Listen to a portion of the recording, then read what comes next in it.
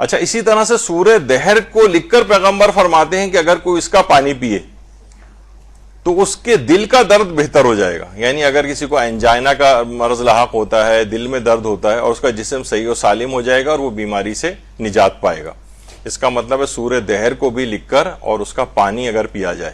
اور وہی طریقہ کار ہے کہ عام بال پوائنٹ وغیرہ یا کسی انک پین وغیرہ سے اس کو نہ لکھیں, کیونکہ اس کا پانی اس لحاظ سے مضر صحت ہو سکتا ہے پینا. اس کو زعفران سے لکھا جائے یا کسی اور چیز سے. وہ اس کی جب ہم زعفران پہ گفتگو کریں گے تو اس کے اور آلٹرنیٹیوز بھی انشاءاللہ بیان کریں گے.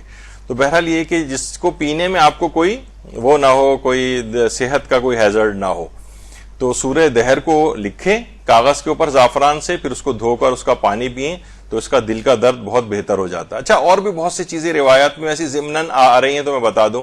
مثلا اجوا کھجور جو ہے یہ بھی دل کے لیے, اچھا پوری اجوا کھجور کا جو یہ میوہ اوپر ہوتا ہے اس کے, وہ اس کی بھی اپنی خصوصیات اور خاصیتیں ہیں. البتہ روایت میں ہے کہ ایک دفعہ حضرت امیر المومنین کی اپنی موجودگی میں, اللہم صلی علی محمد و آل محمد, ایک شخص کو دل کا دورہ پڑا تو فوری طور پر حضرت امیر نے, روایت میں آتا ہے کہ انہوں نے ایک اجوا کھجور کی گٹھلی کو پیسا اور اس کو کھلایا, جس سے اس کا دل کی جو مرض میں اس کو شفا یابی ہوئی. تو بہرحال یہ اب چیزوں کی ظاہر خصوصیات ہیں. اور لوگ کہتے ہیں بھائی یہ کیا دوائیں. دیکھیے ایک اور بھی چیز یاد رکھیں, جو چیزیں سب بیان ہوں گی تو یہ بھی جتنی بھی جو دوائیں بھی ہیں نا, یہ آپ کو جتنی بھی مارکیٹ میں نظر آ رہی ہیں, یہ بھی سب جڑی بوٹیاں ہی ہیں. یعنی کوئی آسمان سے نازل ہونے والی نہیں, چاہے وہ کتنے رنگین کیپسولوں کے اندر ہوں, کتنی عجیب و غریب شکلوں کی گولیاں ہوں, یا مثلا جو ہے وہ انجیکشنز کی صورت میں ہوں. اگر آپ ان کے پیچھے روٹس پہ جائیں کہ یہ دوا, یہ چیز, یہ کیمیکل کہاں سے ہے, تو پتہ چلے کوئی نہ کوئی جڑی بوٹی کی شکل کے اندر وہ موجود ہے. اب وہی چیز ریفائنڈ شکل میں آپ لے آئے ہیں, اسی کی ٹیبلٹ وغیرہ بنا دی جائے مثلا اس پر ریسرچ کر کے, تو ممکن ہے کہ وہ گولی کی صورت میں یہ چیزیں ملنے لگیں. تو بہرحال یعنی اس کے اندر یہ والی خصوصیات اس لحاظ سے پائی جاتی ہیں.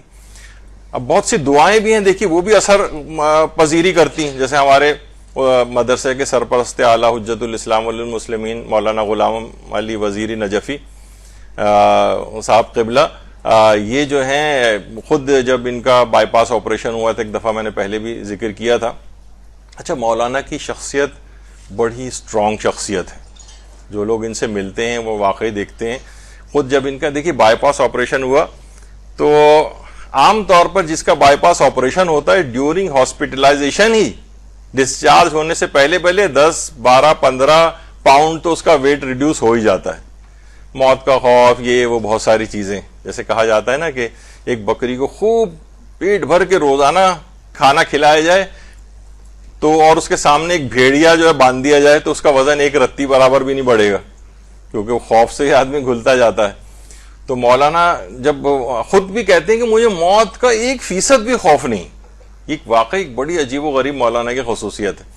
تو جس وقت ان کی اینجیو پلاسٹی ہو رہی تھی تو اس میں کوئی کمپلیکیشن ہو گئی اور بالکل مولانا کا بلڈ پریشر بالکل ہوتے ہوتے انتہائی کم ہو گیا.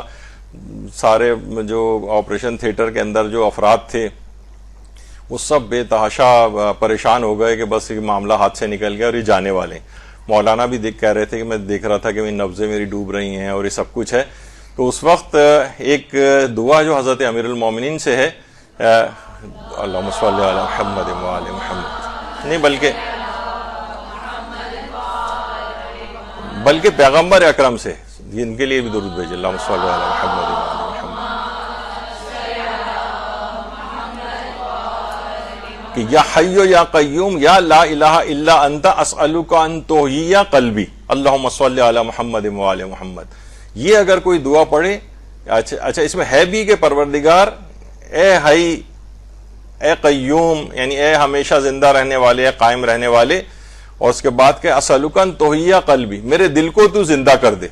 مولانا کہہ رہے ہیں کہ میں نے نا وہ یہ والی دعا پڑھنی شروع کر دی اسی دوران, تو اچانک سے دوبارہ سے جو بالکل نبضیں ان کی ڈوب رہی تھی, بلڈ پریشر ڈاؤن ہوتا چلا جا رہا تھا, ہارٹ ریٹ ایک دم سے بالکل ختم ہو رہا تھا, تو دوبارہ سے وہ آنے لگا, ریزیوم ہونے لگا اور ساری چیزیں نارمل کی طرف چلی گئیں. اس کو پڑھنے کے ساتھ یعنی مولانا کی اس وقت حاضر دماغی بھی رہی, ورنہ آدمی پریشان ہوتا ہے تو وہ چیزیں ساری بھی دماغ سے اس کے نکل جاتی ہیں. تو اس طرح کی چیزیں ٹپس پہ بھی کچھ ہونی چاہیے کہ جب کبھی ایسے مواقع آ جائیں تو انسان اس کو پڑھے. تو ان دعاؤں کے بڑے اثرات ہیں. یعنی ایسا نہیں کہ آپ کہیں گے نہیں بھائی ان سے کیا, یہ تو بس ہدایت آپ حاصل کریں, اپنے کردار کو بہتر بنائیں. نہیں, ایسا نہیں, ان سب چیزوں کے بڑے ویسے اثرات ہیں. تو اس سے پہلے میں یہ بھی بات بیان کر رہا تھا کہ مولانا ہاسپٹلائزیشن اور اس کے بعد ڈسچارج ہونے تک اور بعد تک کریں 1 پاؤنڈ بھی وزن میں کمی واقع نہیں ہوئی تھی. موت کا کوئی خوف ہی نہیں. ویسے ہنستے کھیلتے جب ان کا آپریشن کے لیے جا رہے تھے, میں بھی ہاسپٹل میں تھا اور مولانا کو ہم خداحافظ کر رہے تھے اور ایسے نارمل طریقے سے بات کر رہے تھے ہنس بول کے جیسے کوئی مسئلہ ہی نہیں. اور اس کے بعد آپریشن تھیٹر چلے گئے اور بائی پاس آپریشن بھی ہوا. انجیوپلاسٹی کی بات تو پہلے کی تھی اس سے.